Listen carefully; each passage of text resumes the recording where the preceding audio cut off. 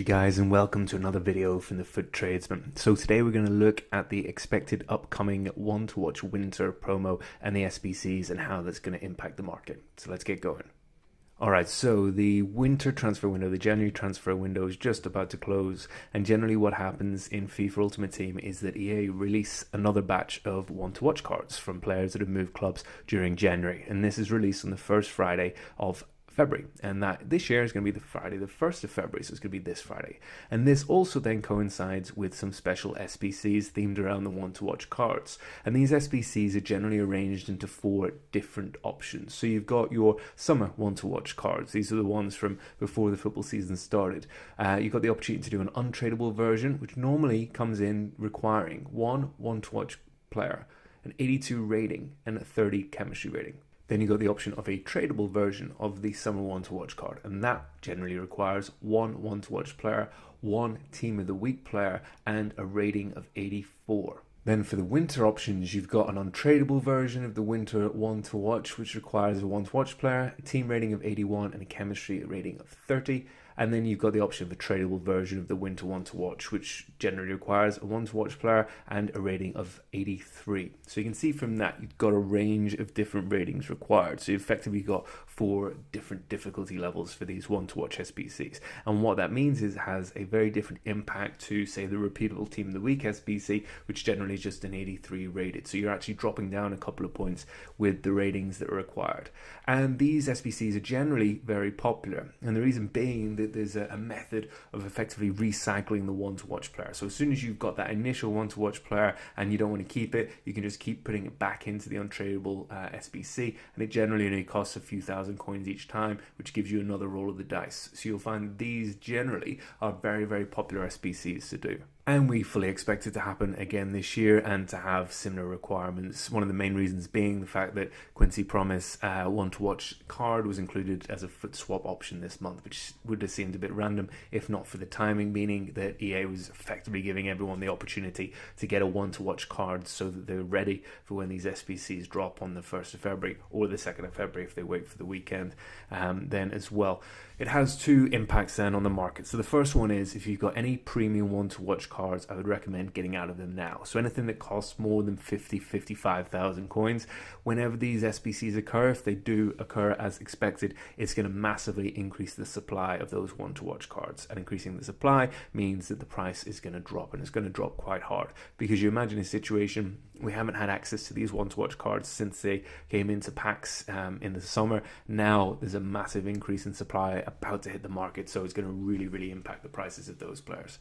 If you've got one to watch cards that were not desirable up until this point, so the ones like Moussa Dembele, also even Richarlison, Keita, cards like that weren't getting picked up until this point, you'll have noticed if you've checked the prices lately that they've already gone up quite a bit. And this is because this SBC is expected, but it was expected last year as well. So you had the likes last year of Theo Hernandez, absolutely useless in game, nobody wanted him, but as this SBC was approaching, his price was creeping up, and it got to around the 32,000 coin mark before the SBC actually happened. So people knew it was coming, and when the SBC did happen, he still continued to go up. So he still went up to around 44,000 in the couple of days then that led into that SBC after it had started.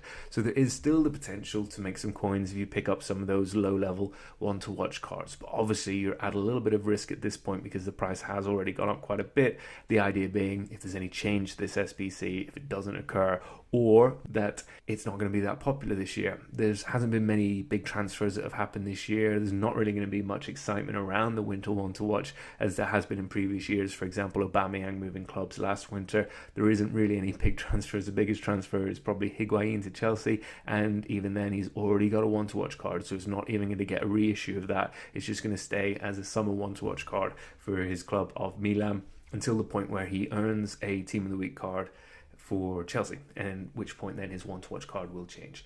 And so again, you've got the normal option of investing in your 83s and your 84s, but because the requirements for these SBCs is that little bit lower, they don't quite go up as high as they would have done for a very popular team of the week SBC or for, say, an icon SBC whenever that does finally happen. So you're looking at kind of around 4,500 coins for 84s whenever an SBC like this happens. You're looking at around 1.7, 1.8k for your 83s. 85 is around 12k to help with those help with the slightly higher rated version of the SBC then as well. So your main value at this point is going to be around 82 rated players that link well, that have good positions, that are easy then to fit into these SBCs.